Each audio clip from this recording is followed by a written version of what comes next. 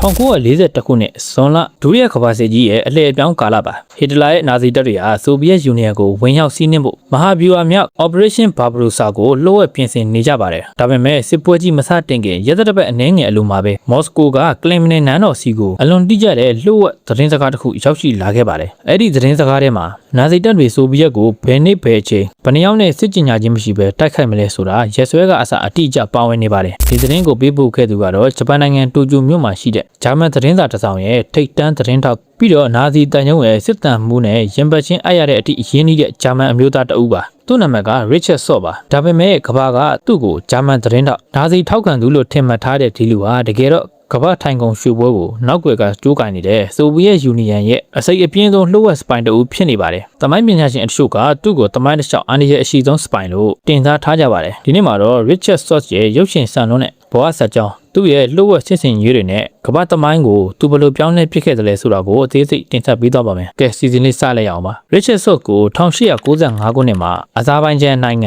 ဘာကူးမြို့မှာမွေးဖွားခဲ့ပါတယ်။သူ့အဖေကဂျာမန်ရေနံအင်ဂျင်နီယာတယောက်ဖြစ်ပြီးအမေကတော့ရုရှားအမျိုးသမီးပါ။မိဘနှစ်ပါးရဲ့သွေးရောနှောမှုကြောင့်ပဲဂျာမန်နဲ့ရုရှားယဉ်ကျေးမှုနှစ်ခုလုံးကိုနားလည်ပြီးကြီးပြင်းလာခဲ့ပါတယ်။နောက်ပိုင်းမှာတော့သူ့မိသားစုဟာဂျာမနီနိုင်ငံဘာလင်မြို့ကိုပြောင်းရွှေ့ခဲ့ပါတယ်။1914ခုနှစ်ပထမကမ္ဘာစစ်ကြီးပြီးသွားတဲ့အခါအသက်19နှစ်အရွယ်ဆော့ဟာဂျာမန်တပ်မတော်တွေကိုမျိုးချစ်စိတ်အပြည့်နဲ့ဝင်ရောက်အမှုထမ်းခဲ့ပါတယ်။ဒါပေမဲ့စစ်မြေပြင်ရဲ့ရက်စက်ကြမ်းကြုတ်မှုတွေအရိပ်ပယ်မဲ့တပ်ဖြတ်မှုတွေဟာသူ့ရဲ့စိတ်ဓာတ်ကိုလုံးဝပြောင်းလဲပစ်ခဲ့ပါတယ်။စစ်ပွဲအတွင်းမှာသူ3ကြိမ်တိုင်ဒဏ်ရာရခဲ့ပြီးခြေထောက်တစ်ဖက်မတန်မဆွမ်းဖြစ်သွားခဲ့ပါတယ်။စစ်ဆေးရုံမှာကုသမှုခံနေရင်းနဲ့ Richard Sock ဟာကာမက်ရဲ့အတွေးအခေါ်ကျမ်းတွေကိုဖတ်ရှုခွင့်ရခဲ့ပြီးကွန်မြူနစ်ဝါဒကိုအပြင်းအထန်တပ်ဝင်ယုံကြည်သွားပါတော့တယ်ပထမကမ္ဘာစစ်အပြီးဂျာမနီနိုင်ငံပျက်စီးသွားတဲ့အချိန်မှာပဲသူဟာဂျာမန်ကွန်မြူနစ်ပါတီဝင်ဖြစ်လာခဲ့ပါတယ်သူ့အထက်မြတ်တဲ့ညင်ကြောင့်ပဲမကြာခင်မှာဆိုဗီယက်ရဲ့စစ်ဘက်ဆိုင်ရာထောက်လှမ်းရေးအဖွဲ့ရဲ့တတိပြုမိခြင်းကိုခံလိုက်ရပါတယ်ဆိုဗီယက်တို့ဟာ Sock ရဲ့ဂျာမန်သွေးပါမှုနဲ့ညံရည်ထက်မြက်မှုကိုအသုံးချဖို့အသုံးဖြတ်ခဲ့ကြပါတယ်သူတို့ဟာ Sock ကိုစပိုင်တက်ပညာတွေအပြင်းအထန်သင်ကြားပေးခဲ့ပြီးပထမဆုံးစစ်စင်ရေးအဖြစ်တရုတ်နိုင်ငံရှန်ဟိုင်းမြို့ကိုဆေးလွတ်ခဲ့ပါတယ်ရှန်ဟိုင်းမှာသူဟာ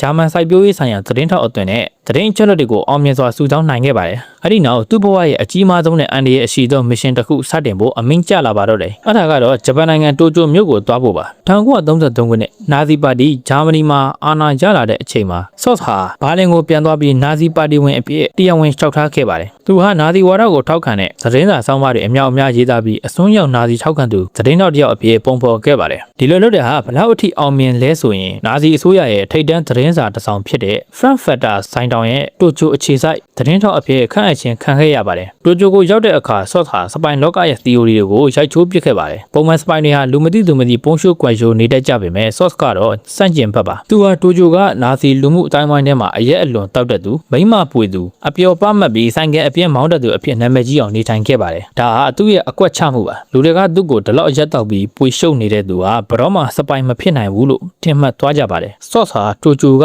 ဂျာမန်တန်ယုံကစစ်တမ်းမှုအီဂန်အော့စ်နဲ့ရင်းနှီးတဲ့ငွေချင်းတွေဖြစ်သွားခဲ့ပါတယ်။ Sock ရဲ့ကမ္ဘာရေးရာခွဲခြမ်းစိတ်ဖြာမှုညံရင်ကို Ork ကသဘောကျလွန်းလို့ဂျာမန်တန်ယုံရဲ့လှုပ်ဝက်ချက်မှန်သမျှကို Sock နဲ့တိုင်ပင်ဆွေးနွေးခဲ့ပါတယ်။နောက်ပိုင်းမှာ Egan Ork ကတာအမတ်ကြီးဖြစ်လာတဲ့အခါ Richard Sock ကိုတန်ယုံရဲ့တရားဝင်မဟုတ်တဲ့အကြံပေးပုဂ္ဂိုလ်အဖြစ်ခန့်အပ်ခဲ့ပါတယ်။ဆိုလိုတာကနာဇီဘာလင်ကနေတိုကျိုတန်ယုံကိုပို့သမျှလှုပ်ဝက်ကြီးနှမ်းမှန်သမျှကိုဆိုဗီယက်စပိုင် Sock ကဂျာမန်တာမတ်ကြီးတဲ့အရင်ဖတ်ခွင့်ရတာဖြစ်ပါတယ်။ဒါလည်းမကသေးပါဘူး။ Sock ကဂျပန်နိုင်ငံသားကွန်မြူနစ်တဦးဖြစ်ပြီးဂျပန်ဝန်ကြီးချုပ်ရဲ့အနီးကအကြံပေးဖြစ်သူအိုဆာကီဟိုဆိုမီကိုလည်းသူ့ရဲ့စပိုင်ကွန်ရက်ထဲဆွဲသွင်းနိုင်ခဲ့ပါတယ်။ဒါကြောင့် Sock ဟာဂျာမနီရဲ့လှုပ်ဝက်ချက်တွေမကပဲဂျပန်အစိုးရရဲ့ထိပ်တန်းဆုံးဖြတ်ချက်တွေကိုပါလက်ဝါးကြီးအုပ်ထိန်းချုပ်နိုင်ခဲ့ပါတယ်။ဒီလိုနဲ့1941ခုနှစ်ရောက်တဲ့အခါဟစ်တလာဟာဆိုဗီယက်ကိုတိုက်ခိုက်ဖို့တည်ကြသလောက်ရှိနေပါပြီ။ Sock ဟာဂျာမန်တန်ယုံအတွင်းကရရှိတဲ့အချက်လက်တွေအရနာဇီတပ်တွေဟာမကြာခင်ဆိုဗီယက်ကိုကျူးကျော်တော့မယ်ဆိုတာသိလိုက်ရပါတယ်။ Richard Sock ဟာသူ့ရဲ့လှုပ်ဝက်ရေဒီယိုအော်ပရေတာဖြစ်သူ Max Clausen ကနေတဆင့်မော်စကိုစီကိုအရေးပေါ်ကြီးနှံတွေစက်တိုက်ပို့ပါတော့တယ်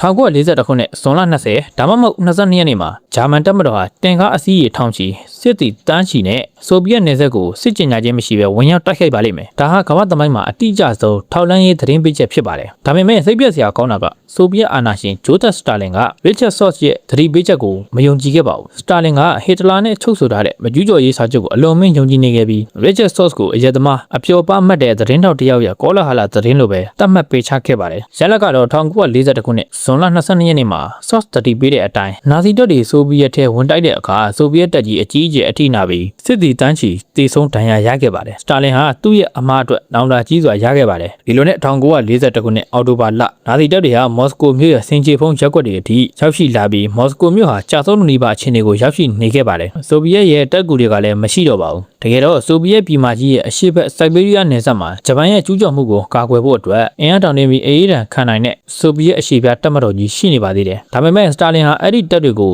မော်စကိုစီမရွှေ့ရဲခဲ့ပါဘူးအကြောင်းကတကယ်လို့အဲ့ဒီတပ်တွေကိုရွှေ့လိုက်ရင်ဂျပန်ကဆိုဗီယက်အရှေ့ဘက်ကနေနောက်ကျောကိုဓာတ်နဲ့ဝင်ထိုးမှကြောက်လို့ပါဆိုဗီယက်ကရှီရောနောက်ကညှက်ပိတ်တိုက်ခိုင်ရရင်လုံးဝပြတ်သုံးသွားမယ့်အခြေအနေပါဒီအခြေအနေမှာပဲကျိုးကျိုးမှရှိတဲ့ Richard Soss ဟာဂျပန်အစိုးရရဲ့ထိပ်တန်းလှုပ်ဝက်ချက်တွေကိုထပ်မံရယူနိုင်ခဲ့ပါတယ်ဂျပန်ဟာဆိုဗီယက်ကိုမတိုက်ဖက်အမေရိကန်နဲ့အင်္ဂလိပ်တို့ရှိရာပစိဖိတ်သမုဒ္ဒရာတောင်ပိုင်းစီကိုပဲစစ်ဦးလှည့်ဖို့ဆုံးဖြတ်လိုက်တယ်ဆိုတဲ့သတင်းမှာဒီဆုံးဖြတ်ချက်ကြောင့်ပဲနောက်ပိုင်းမှာပလက်စတစ်ကန်ပုံကျမှုဖြစ်လာခဲ့တာပါ Richard Soss ဟာမော်စကိုစီကိုနောက်ထပ်သမိုင်းဝင်ကြီးနှံတစ်ခုပို့ခဲ့ပါတယ်ဂျပန်ဟာဆိုဗီယက်ကိုဘယ်တော့မှနောက်ကနေတိုက်မှာမဟုတ်ပါဘူးသူတို့စစ်မျက်နှာကပစိဖိတ်ဘက်ကိုသွားမှာပါဒီချိန်မှာတော့စတာလင်ဟာ Soss ကိုလုံးဝယုံကြည်လိုက်ပါတယ်သူဟာစိုက်ဘေးရီးယားနယ်စပ်ကအေးဒဏ်ခံအထူးလေ့ကျင့်ထားတဲ့ဆိုဗီယက်စစ်သည်ပေါင်း2သိန်းခွဲတင်ကားအစီးရေ1000နဲ့လေယာဉ်တွေကိုမော်စကိုစစ်မျက်နှာစီအရေးပေါ်ရွှေ့ပြောင်းခဲ့ပါတယ်ဒီစိုက်ဘေးရီးယားတပ်တွေရောက်လာတာကြောင့်ပဲမော်စကိုမြို့တိုက်ပွဲမှာနာဇီတပ်တွေကိုအောင်မြင်စွာပြန်လည်တွန်းလှန်နိုင်ခဲ့ပြီးဒုတိယကပ္ပစီကြီးရဲ့လမ်းကြောင်းဟာဆိုဗီယက်ဘက်ကိုလှည့်သွားခဲ့တာပါ Richard Soss ဒီသတင်းကိုမပေးနိုင်ခဲ့ရင်မော်စကိုမြို့ကျဆုံးပြီးကမ္ဘာသမိုင်းဟာတစ်မျိုးတစ်ဖုံပြောင်းလဲသွားနိုင်ပါတယ်ဒါပေမဲ့သူရကောင်းတယောက်ရဲ့ဇာတ်သိမ်းဟာအမြဲတမ်းမလားပါတတ်ပါဘူး1942ခုနှစ်အောက်တိုဘာလ18ရက်နေ့မှာပဲဂျပန်လူဝက်ပလိတ်ကင်းပေးတိုင်းတွေဟာ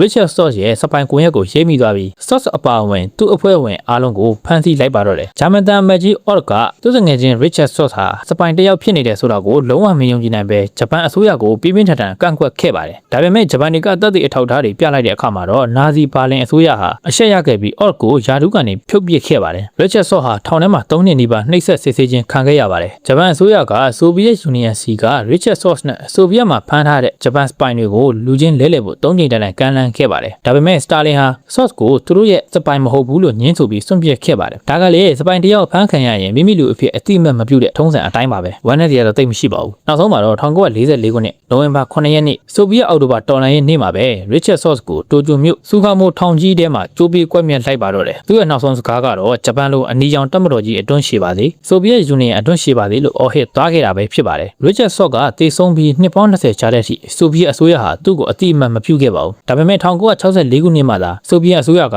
သူ့ကိုဆိုဗီယက်ယူနီယံရဲ့သူရဲကောင်း Hero of the Soviet Union ဖွဲ့တစ်စိတ်ကိုတရားဝင်ပြန်လည်အနှင်းခဲ့ပြီးဂုဏ်ပြုခဲ့ပါတယ်တကယ်တော့သေချာပြန်စဉ်းစားကြည့်ရင်တည်သွားတော့မှဒီစုတွေဒီဂုဏ်တွေရတယ်ဆိုတာသိပြီးတော့အထိပ္ပယ်မရှိပါဘူး James Bond ဇာတ်ကောင်ကိုဖန်တီးခဲ့တဲ့စာရေးဆရာ Ian Fleming က Richard Soss အကြောင်းကိုဒီလိုပြောခဲ့ပါတယ် Richard Soss ဟာတမန်တစ်ချောင်းအတော်ဆုံးစပိုင်ပဲသူဟာတနက်တစ်ချက်မှမဖောက်ပဲစစ်တပ်တစ်ခုလုံးကိုမောင်းနေနိုင်တဲ့လှုပ်ဝက်ချက်တွေကိုဘောပင်တစ်ချောင်းရက်ခွက်တစ်ခွက်နဲ့ရှာဖွေပေးခဲ့ပြီးကမ္ဘာသမိုင်းကိုပြောင်းလဲပစ်ခဲ့တဲ့နဖုံးနှစ်ထပ်စပိုင်ကြီး Richard Soss ပဲဖြစ်ပါတယ်အားလုံးပဲဆုံးထိကြည့်ပေးကြလို့ကျေးဇူးတင်ပါတယ်နောက်ဗီဒီယိုတွေမှာပြန်တွေ့ကြပါမယ်